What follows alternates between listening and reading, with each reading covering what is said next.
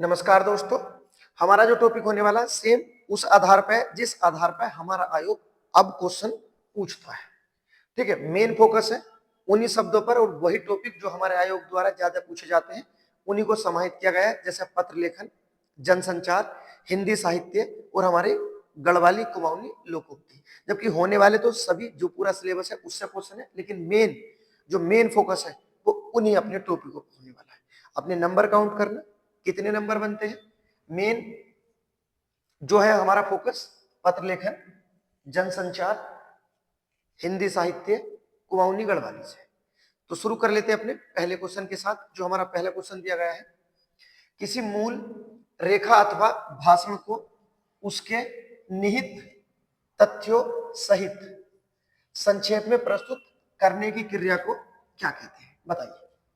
किसी मूल रेखा अथवा भाषण को उसके निहित, मान लेते हैं कोई भाषण दिया गया है, पूरा एक भाषण तैयार किया गया है, ठीक, एक भाषण जो भी था पूरा लिख दिया गया है या भाषण दिया गया। उसके बाद नेक्स्ट उस भाषण में मेन तथ्य थे, उन मेन तथ्यों को भाषण से निकाल लिया गया है और उस शब्द को ही हम क्या कहते हैं, उसे ही कहते हैं हम अपना संक्षेपण या संक्षेपीकरण करना। और मेन तथ्य में से संक्षेपण कितना होता है बताना, 1/3। संक्षेपण कितना होता है, 1/3 होता है। जो मेन भाषण, लगभग एक भाषण दिया गया है 2-3 घंटे का, उसमें से उस 2-3 घंटे का भाषण में से मेन जो तथ्य उन्हें निकाल लेना और उस 2 घंटे के भाषण को कितना कर देना, 1/3 तक छोटा कर देना। यही कहलाता हमारा संक्षेपण और यही हमारे पत्र लेखन का मूल तत्व होता है कि किसी बड़ी चीज को संक्षेप में लिख देना या छोटे करके लिख देना। और यही हमारा क्वेश्चन पूछा गया है, किसी मूल रेखा अथवा भाषण को उसके निहित तथ्यों सहित, जो मेन तथ्य है, संक्षेप में, संक्षेप होता है बिल्कुल छोटा करके लिखना, प्रस्तुत करने की क्रिया को क्या कहते हैं तो बताना, संक्षेपीकरण या संक्षेपण कहलाते हैं। तो किसी विशेष भाषण या बड़ी चीज को छोटे में लिख देना, और छोटा भी सिर्फ कितना करना, 1/3, इससे छोटा नहीं होता। पत्र लेखन में जो पत्र लिखा जाता है कितना लिखा जाता है बताना, 1/3 लिखा जाता है, इससे छोटा शुद्ध नहीं होता है। और इसी प्रक्रिया को क्या कहते हैं, संक्षेपीकरण, संक्षेपण कहते हैं। उम्मीद करता हूं समझ में आया होगा। ठीक है, बस समझते हुए चलो, रटने की जरूरत नहीं है, रटोगे तो क्वेश्चन गलत हो जाएंगे, क्योंकि ये हिंदी है, ये कोई हमारा सब्जेक्ट नहीं है। और हिंदी में शब्दों के अगर वो हेर फेर कर दिया तो आप घूम जाओगे। और समझ में आया है तो फिर चीजें गलत नहीं होगी। अब देखो अगला क्वेश्चन जो दिया गया है, इसमें लिखा गया है पल्लवन। पहले तो ये शब्द याद रखना, पल्लवन और एक संक्षेपीकरण, दोनों को याद रखना। देखो पल्लवन प्राय प्रसिद्ध काव्य पंक्ति आदि का किया जाता है। कहने का मतलब पल्लवन का अर्थ होता है हमारा विस्तार पूर्वक। क्या होता है पल्लवन का अर्थ, विस्तार पूर्वक। पल्लवन का अर्थ होता है विस्तार, ये आपको याद रखना है, सही है। पल्लवन प्राय प्रसिद्ध काव्य पंक्ति आदि का किया जाता है। किसका किया जाता है, जैसे मान लेते हैं कोई सूत्र है, कोई मुहावरा बोला है, कोई लोकोक्ति बोली है, सही है। उस लोकोक्ति को, जैसे उदाहरण के तौर पे एक लोकोक्ति हम लिख लेते हैं, आपने बहुत प्रसिद्ध है, सुना होगा, जैसे करत करत अभ्यास, करत करत अभ्यास तो जड़मती होत सुजान। करत करत अभ्यास तो जड़मती होत सुजान, ये हमारी एक क्या है, लोकोक्ति। इसका जो अर्थ निकलेगा, यदि परिश्रम करें तो कठिन से कठिन कार्य भी क्या हो जाता है, आसान हो जाता है। अब कहने का मतलब क्या है, ये जो हमारी लोकोक्ति है, करत करत अभ्यास जड़मती हो सुजान, इसे विस्तार पूर्वक लिख दो। अब तक क्या कर रहे थे हम, संक्षेप में, लेकिन अब पल्लवन का अर्थ क्या होता है, एक छोटे वाक्य को पूरा कैसे लिखना है, विस्तार पूर्वक। कहने का मतलब जब आप एग्जाम में जाते थे और एक क्वेश्चन बन जाता था, जैसे गांधी जी के बारे में लिखो, और गांधी जी के बारे में कितने शब्दों में लिखो, हम पढ़ते थे 400 शब्दों में लिखो या 200 शब्दों में लिखो। जबकि क्वेश्चन क्या था, सिर्फ गांधी जी के बारे में लिखो, और क्वेश्चन कितना लिखना है, 200 शब्दों में और 400 शब्दों में, उसे ही विस्तार पूर्वक लिखना। कहने का मतलब एक छोटी सी लाइन को विस्तार पूर्वक लिखना, वो क्या कहलाता है, हमारा पल्लवन कहलाता है। संक्षेपीकरण का ठीक उल्टा हो जाएगा। संक्षेपीकरण क्या होता है, पल्लवन का छोटा करना, सही है, क्या कहलाता है, संक्षेपीकरण। और किसी छोटी चीज को बड़ा करके विस्तार करके समझाना पल्लवन कहलाता है, सही है। तो ये याद रखना, पल्लवन प्राय प्रसिद्ध काव्य पंक्ति आदि का किया जाता है, किसका, सूत्रों का, मुहावरे का, लोकोक्ति का। दोनों चीजें उम्मीद करता हूं आपकी समझ में आई होंगी, बस आप समझते हो चलो, रटने की कोई जरूरत नहीं। सही है, पूरा फोकस होने वाला है, आप बिल्कुल टेंशन मत लो। अगला क्वेश्चन देखो, नेक्स्ट क्वेश्चन क्या दिया गया है हमारा, जब हम स्कूल से पुस्तकें मंगवाते हैं, कॉलेज से पुस्तकें मंगाने हेतु पत्र किसे लिखा जाता है, बताइए। आप जैसे भी गए होंगे कॉलेज या लाइब्रेरी, जब पुस्तकें लेते हैं तो किसे पत्र लिखा जाता है, बताइए। ऑप्शन नंबर ए दिया गया है, संपादक को, प्रकाशक को, ग्राहक को या मुद्रक को, किसे दिया जाता है? तो याद रखना क्या हो जाएगा हमारा, प्रकाशक को दिया जाता है। ऑप्शन नंबर बी हमारा आंसर हो जाएगा। जितने भी क्वेश्चन हैं सब आए हुए हैं, बस आपको पढ़ते हुए जाना है और टेंशन लेने की कोई जरूरत नहीं है। सही है, देखो क्या है, क्या दिया गया अगला क्वेश्चन, दो अपरिचित जो व्यक्ति होते हैं, दो अपरिचितों के आपसी पत्र व्यवहार में संबोधन क्या होगा। जब दो व्यक्ति हैं जो अपरिचित है, जब वो एक दूसरे को पत्र लिखेंगे तो किससे आपका संबोधन करेंगे, किस शब्द से संबोधन करते हैं, प्रिय मित्र, महोदय, श्रद्धेय महोदय या माननीय महोदय, बताइए किससे करेंगे। तो किसका प्रयोग करते हैं, सिर्फ महोदय शब्द का करते हैं। ऑप्शन नंबर बी हमारा आंसर हो जाएगा। कुछ क्वेश्चन पत्र लेखन से होने वाले हैं, अगला देखते हैं, ये भी पत्र लेखन सही, कोई परेशानी नहीं है। अब देखो क्या दिया गया है, संपादक के नाम पत्र में जो शब्द लिखते हैं हम, सेवा में किस ओर लिखा जाता है। स्कूल में भी लिखी होंगी एप्लीकेशन, तो सेवा में यहीं पे तो लिखते थे, सेवा में, तो कौन सी ओर हो जाएगा ये आपका, दाईं ओर या बाईं ओर, क्या हो जाएगा हमारा, बाईं ओर हो जाएगा। सही है, ऑप्शन नंबर ए हमारा आंसर हो जाएगा। इसी आधार से लिखते थे। उसके बाद देखते हैं नेक्स्ट अगला क्वेश्चन। अब देखो नेक्स्ट क्वेश्चन क्या दिया गया है, इसमें दिया गया है आवेदन पत्र लिखते समय जब हम दिनांक लिखते थे पत्र में, तो किस आधार से, मतलब हम डेट जो लिखते हैं किस फॉर्मेट में लिखते हैं। जैसे मान लेते हैं 4 दिसंबर 2016, 4 दिसंबर 2016 या 4/9/2016, उसके बाद 4 सितंबर 2016, बताइए किस आधार से हम लिखते थे। ये फॉर्मेट पूछा है जो हम डेट लिखते हैं, किस फॉर्मेट में लिखते थे, तो याद रखना क्या हो जाएगा हमारा, ऑप्शन नंबर सी, जैसा हमारे फोन में आता है सेम उसी आधार पर लिखा जाता था। सही है, याद रखना ये क्वेश्चन है हमारे पत्र लेखन से चल रहे हैं सब। उसके बाद देखते हैं नेक्स्ट, एक और क्वेश्चन आया है पत्र लेखन से, क्या दिया गया है, इसमें दिया गया है शिष्य के द्वारा गुरु को, शिष्य के द्वारा गुरु को पत्र में संबोधन क्या होगा। जब शिष्य गुरु जी को पत्र लिखता है तो उसमें संबोधन क्या लिखता है, ये आपको बताना है।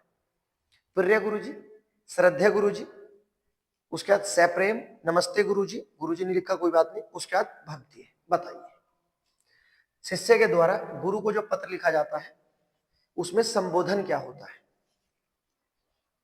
तो उसमें क्या होगा आपको याद रखना, ऑप्शन नंबर बी होगा, श्रद्धेय गुरु जी हो जाएगा। सही है, इसी आधार से करते चलेंगे। अभी पेपर के हमारे 30 से 32 दिन है। सही है, तब तक अपना एक एक चीज इतनी बार करेंगे ना। सही है, कि जो अभी बोल रहे थे, करत करत अभ्यास तो जड़मती होत सुजान, बार बार अभ्यास से सब चीज प्राप्त की जा सकती है, ये है मेन। अगला देखो क्वेश्चन नेक्स्ट जो हमारा दिया गया है, नेक्स्ट क्वेश्चन पूछा गया हमारा, क्या पूछा है इसमें, 1600 बार गाड़ नेह गेल, 1600 बार और गाड़ नेह गेल, लोकोक्ति का अर्थ पूछा है, क्या इसका लोकोक्ति का अर्थ हमारा होने वाला है, बताइए। 16 सोमवार का क्या अर्थ होता है, अर्थात 16 सोमवार के व्रत रखे हैं। सही, और उसके बाद गाड़ क्या होता है, जो आपके गधेड़े होते हैं, 16 सोमवार का व्रत गाड़ गधेरे में चला गया, अर्थात जो हम कार्य कर रहे थे वो क्या हुआ हमारा, निष्फल हो जाना। ऑप्शन नंबर ए हमारा आंसर हो जाएगा। उसके बाद देखते हैं नेक्स्ट अगला क्वेश्चन जो हमारा दिया गया है, ये हमारी लोकोक्तियां होने वाली है। देखो अगला क्वेश्चन जो दिया गया है, क्या दिया गया है? जा, रीस, ता, खीस लोकोक्ति का क्या अर्थ होता है? जहां रीस, ता, खीस लोकोक्ति का क्या अर्थ होता है? रीस का अर्थ क्या होता है? इसका अर्थ होता है जहां क्रोध, वहां खीस का क्या अर्थ होता है? ईर्ष्या। ठीक है, जहां क्रोध वहीं पे क्या है? ईर्ष्या, अर्थात ऐसा भाव रखना जो बैर प्रदर्शित करता हो। बैर भाव प्रदर्शित करना, ऑप्शन नंबर ए हमारा आंसर हो जाएगा। याद रखना, जहां रीस ताक सीख। नेक्स्ट देखते हैं अगला जो दिया गया है, पढ़ायो लिखायो बनायो साहब, नेक्स्ट कून लागियो 16 दूनी 8, मतलब 16 दूनी 8। क्या हमारा इसका अर्थ होने वाला है? इसका जो अर्थ है, पढ़ाया लिखाया बनाया साहब और कहने लगा 16 दूनी 8। यही तो है, पढ़ाया लिखाया बनाया साहब कहने लगा 16 दूनी 8। कहने का मतलब विद्या प्राप्त करने के बाद भी कुछ सफलता ना मिलना, विद्या प्राप्त कर लेने के बाद भी कोई सफलता ना मिलना, ऑप्शन नंबर बी हमारा आंसर हो जाएगा। ठीक, नेक्स्ट अगला क्वेश्चन देखते हैं, क्या लिखा है? कानी पीसो कुकुर खो, अर्थात कानी पीसे कुत्ता खाए। जैसा हम अपने यहां ही बोल देते, हिंदी में आती है अंधी पीसे कुत्ता खाए, सेम वही हमारी ये लोकोक्ति है। कानी पीसो कुत्ता खाए, क्या होगा? ऑप्शन नंबर सी हो जाएगा। जो असहाय की मेहनत होती है वो क्या हो गई आपकी? बेकार। असहाय व्यक्ति की मेहनत बेकार जाना, तो याद रखना कानी पीसे कुकुर मतलब कुत्ता खाए। नेक्स्ट जो दिया गया है, गो में रुल मडु खुल, गो में रुल मडु खुल। गो मतलब गांव, क्या होता है? गांव में, रुल मतलब रहना, गांव में रहना, और उसके बाद मडु मतलब मडुआ, खुल मतलब खाना। गांव में रहना और मंडुए की रोटी खाना, कहने का मतलब जैसी भी अपनी स्थिति है उसमें प्रसन्न रहना। गांव में रहना, मंडुए की रोटी खाना, जैसी स्थिति है उसमें क्या रहना? प्रसन्न रहना। ऑप्शन नंबर डी हमारा आंसर हो जाएगा। क्लियर है? उसके बाद देखते हैं नेक्स्ट। अगला देखो, नेक्स्ट क्वेश्चन आ गया हमारा पत्र लेखन से। क्या दिया गया है पत्र लेखन के बारे में? निम्नलिखित में कौन सी रचना सुमित्रा नंदन पंत जी की नहीं है? कौन सी रचना है जो सुमित्रा नंदन पंत जी की नहीं है? बतानी है आपको कौन सी ऐसी रचना है जो इनकी नहीं है। पहला दिया गया है सार जंगल में त्विजा, ये है ही नहीं की रचना है, ये आपकी कुमाऊनी में। उसके बाद बुरूस, ये भी है। अगली जो दी गई है नेक्स्ट, 60 वर्ष एक रेखांकन, ये भी है। तो कौन सी नहीं होगी? सज्जन नहीं होगी। कौन सी नहीं है? सज्जन।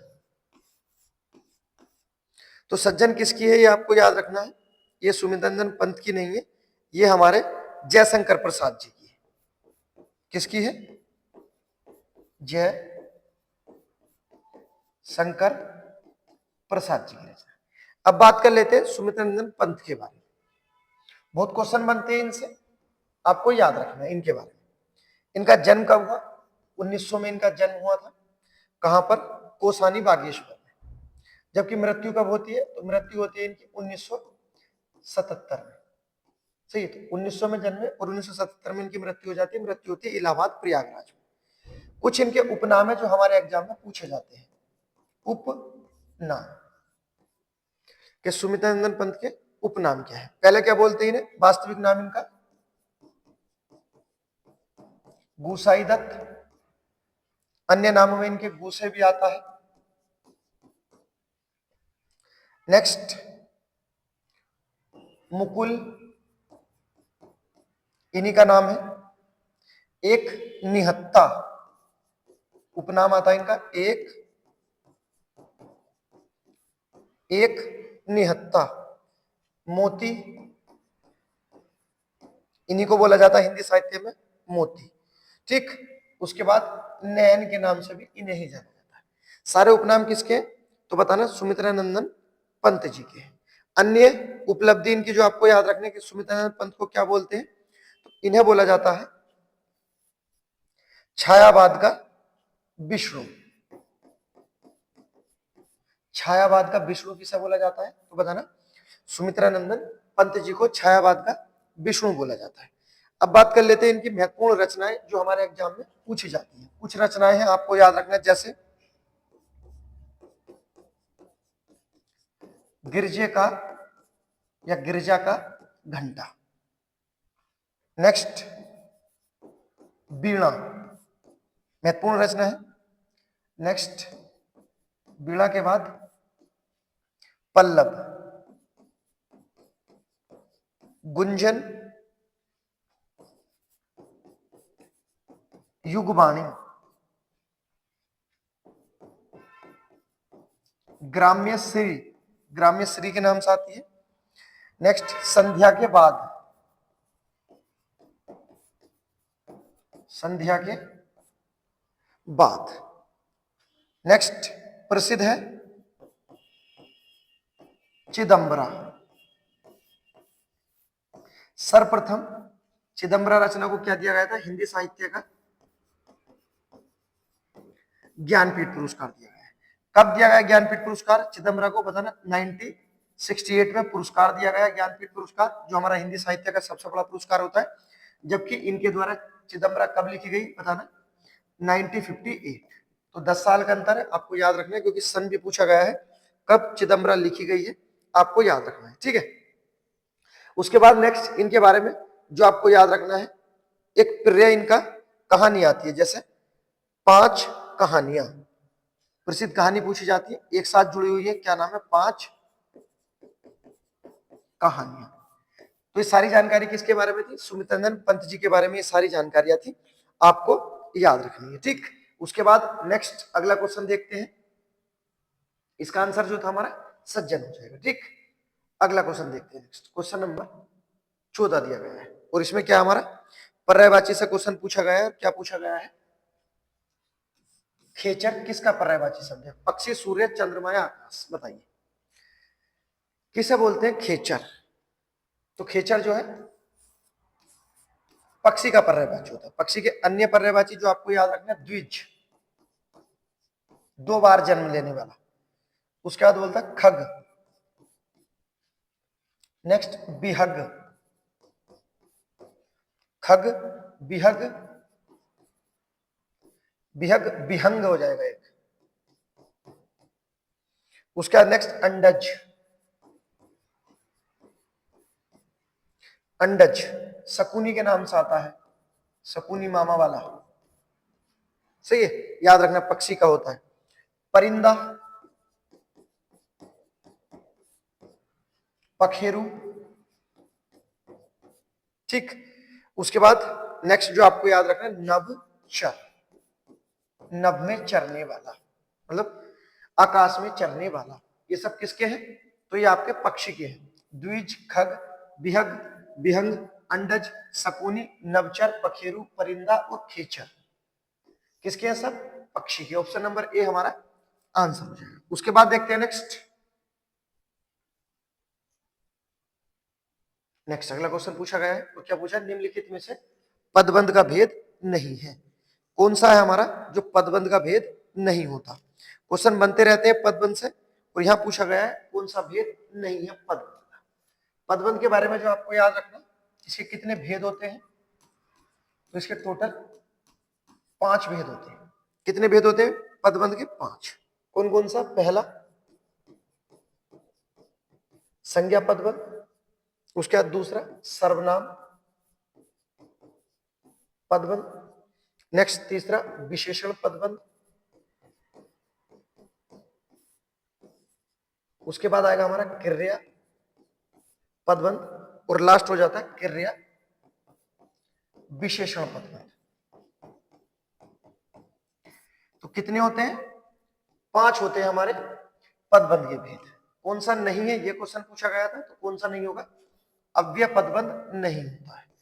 ऑप्शन नंबर डी हमारा आंसर हो जाएगा। पदवंत से क्वेश्चन पूछा गया था, कितने भेद होते हैं? 5। पांचों को याद रखना, संज्ञा, सर्वनाम, विशेषण, क्रिया और क्रिया विशेषण। नेक्स्ट क्वेश्चन, क्वेश्चन क्या पूछा गया है? ये पूछा गया है हमारा हिंदी में कुल बताने हैं। हिंदी वर्णमाला में कुल, टोटल, पूरी वर्णमाला में अर्थात जो 52 वर्ण होते हैं, हिंदी वर्णमाला में कुल कितने वर्ण संयुक्त होते हैं? बताइए। अच्छा क्वेश्चन है, नया भी है, बताइए कितने होते हैं? टोटल कितने होते हैं पहले याद रखना। कुछ हमारे स्वर होते हैं और कुछ हमारे व्यंजन होते हैं जो संयुक्त होते हैं। कितने होते हैं? स्वर हमारे 4 होते हैं। कौन कौन से होते हैं? चारों आपको याद रखना, जो आता है ए, उसके बाद ऐ, ओ और औ। ठीक है। जो हमारे व्यंजन होते हैं संयुक्त, कितने होते हैं? ये भी हमारे 4 होते हैं। कौन कौन से होते हैं? पहले कक्षा वाला 6 आ जाएगा, त्रय, ज्ञानी वाला ज्ञ आ जाएगा, और लास्ट हमारा श्रम वाला से आ जाएगा। ये होते हैं टोटल। तो कितने हो गए? 8 हो गए। सही है, ऑप्शन नंबर बी हमारा आंसर हो जाएगा। तो याद रखना, हिंदी वर्णमाला में कुल कितने वर्ण संयुक्त होते हैं, ये क्वेश्चन पूछा गया था। टोटल पूछे हैं तो 8 हो गए। स्वर पूछे जाते तो बताना 4 हो गए। अब बात कर लेते, जब ये संयुक्त हैं तो किस तरह से मिलकर बने हुए हैं, ये भी आपको याद रखना है। जैसे जो हमारा स्वर दिया गया है, आई जो दिया गया है, ये किससे बना है? ए और ई से बना है। दोनों को एक साथ बोलेंगे तो इसी की आवाज आएगी, आई। उसके बाद जो दिया गया है आई, इसमें ए आएगा और हमारा ए आ जाएगा, ये इनसे मिलकर बना है। नेक्स्ट जो दिया गया हमारा ओ, ये ए और ऊ से मिलकर बना है, छोटे ऊ के साथ। और जो औ दिया गया है, ये हमारा ए और ओ आ जाएगा। इस आधार से ये हमारे बने हुए हैं। ये भी पूछा जाता है कौन सा संयुक्त व्यंजन या कौन सा संयुक्त स्वर नहीं है, कौन सा किस आधार पर बना हुआ है। सही क्वेश्चन पूछे जाते हैं। कितने स्वर? 4 हो जाएंगे, चारों को आपको याद रखना है।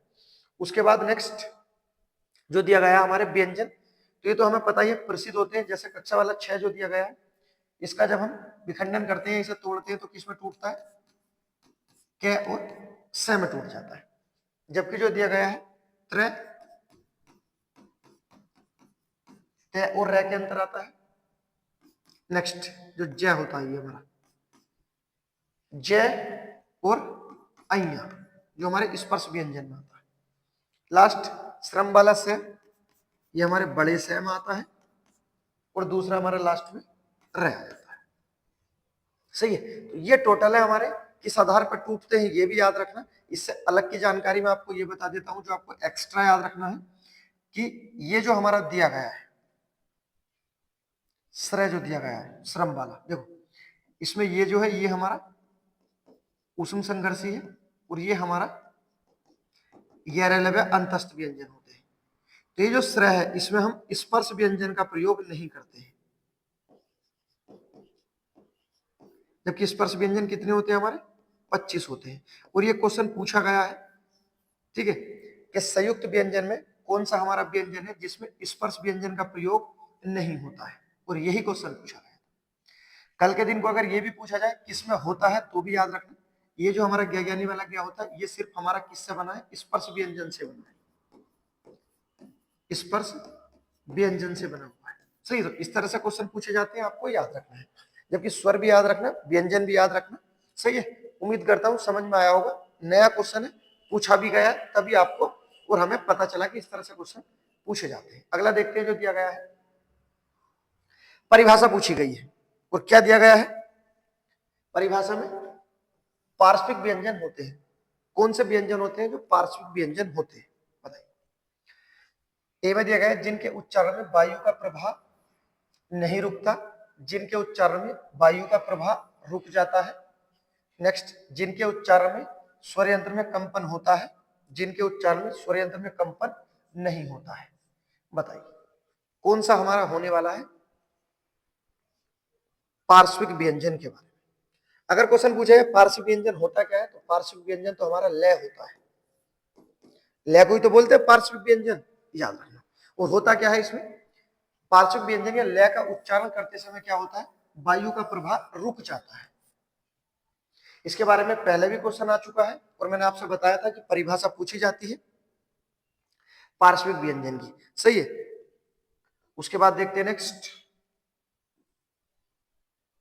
क्वेश्चन नंबर, नेक्स्ट दिया गया है, एक और क्वेश्चन आया हमारा हिंदी साहित्य से। क्या पूछा गया है, माधुरी, हंस, जागरण और मर्यादा किसकी महत्वपूर्ण पत्रिकाएं हैं, पत्रिकाओं से क्वेश्चन, किसकी महत्वपूर्ण पत्रिकाएं हैं, गजानन माधव मुक्तिबोध, जयशंकर प्रसाद जी, प्रेमचंद्र जी और हजारे प्रसाद द्विवेदी, किसकी महत्वपूर्ण है ये आपकी पत्रिकाएं, तो ये हमारे प्रेमचंद्र जी के बारे में। मुंशी प्रेमचंद के बारे में जितना ही पढ़ो उतना ही कम है। सबसे ज्यादा क्वेश्चन अगर हिंदी साहित्य में किसी व्यक्ति से पूछे गए हैं तो वो मुंशी प्रेमचंद ही हैं। इनके बारे में आपको याद रखना, इनका जन्म कब हुआ था, 1880 में उत्तर प्रदेश के बनारस में इनका जन्म हुआ था, जबकि 1936 में इनकी मृत्यु हो जाती है। तो जन्म और मृत्यु सबका याद रखना, अभी पिछले पेपर में पूछा गया था जन्म और मृत्यु से ही, और ये पूछा था निम्नलिखित में से क्रम से लगाना है। बात कर लेते हैं इनके वास्तविक नाम की, तो मुंशी प्रेमचंद का वास्तविक नाम क्या था, धनपत राय, धनपत राय इनका वास्तविक नाम है, सही है। जबकि जिस समय ये अपना उर्दू में अपनी पत्रिकाएं लिखते थे तो किस नाम से लिखते थे, नवाब राय के नाम से, नवाब राय के नाम से। तो दोनों नाम है, उर्दू में जो रचनाएं लिखते थे नवाब राय से, जबकि वास्तविक नाम क्या था, धनपत राय। दोनों नाम इनके पूछे जाते हैं, याद रखना। मुंशी प्रेमचंद को बोला क्या क्या जाता है, बहुत सारी चीजों के साथ आती है, जैसे इन्हें क्या बोलते हैं हम अपना, उपन्यास, उसके बाद नेक्स्ट कहानी, उपन्यास, कहानी, उसके बाद कथा, तीनों का सम्राट बोला जाता है, सही। उपन्यास सम्राट, कहानी सम्राट और कथा सम्राट सब कौन है, हमारे नवाब राय, धनपत राय या मुंशी प्रेमचंद है। इसके बाद नेक्स्ट आपको जो याद रखना है, इन्हें बोला जाता है कलम का मजदूर, इन्हें ही बोला जाता, तो इनके कुछ उपनाम भी है, आपको याद रखना।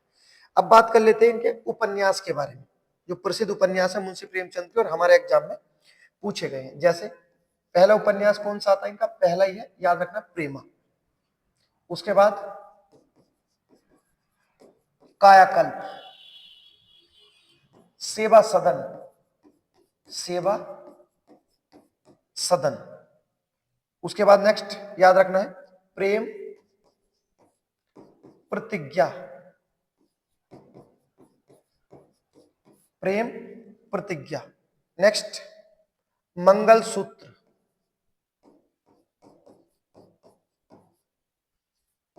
मंगलसूत्र कैसा आता है इनका, अधूरा उपन्यास, पूछा जाता है मुंशी प्रेमचंद का अधूरा उपन्यास, तो बताना मंगलसूत्र। उसके बाद नेक्स्ट आता है गोदान, बहुत प्रसिद्ध है, कई बार पूछा जाता है, इसका विषय भी पूछा जाता है। गोदान के बाद गबन, गोदान, गबन, कर्म भूमि, गोदान, गोदान, गबन, उसके बाद कर्म भूमि, वरदान। नेक्स्ट प्रतिज्ञा, तो महत्वपूर्ण है, आपको याद रखना है। कुछ अन्य नाटक भी आते हैं, जैसे करबला, करबला क्या है, तो मुंशी प्रेमचंद का नाटक है, जबकि प्रेम की बेदी ये भी इनका, ठीक है, याद रखना नाटक ही है। तो कुछ नाटक हैं जो हमारे एग्जाम में पूछे जाते हैं। क्वेश्चन क्या पूछा गया था मुंशी प्रेमचंद के बारे में, कि माधुरी, हंस, जागरण और मर्यादा, देखो चार हैं, चार, माधुरी, हंस और जागरण, मर्यादा किसकी महत्वपूर्ण पत्रिका है, हमारे मुंशी प्रेमचंद की है। इनसे ही सबसे ज्यादा क्वेश्चन पूछे जाते हैं, सही है, आपको याद रखना है। उसके बाद नेक्स्ट देखते हैं अगला क्वेश्चन जो हमारा दिया गया है। नेक्स्ट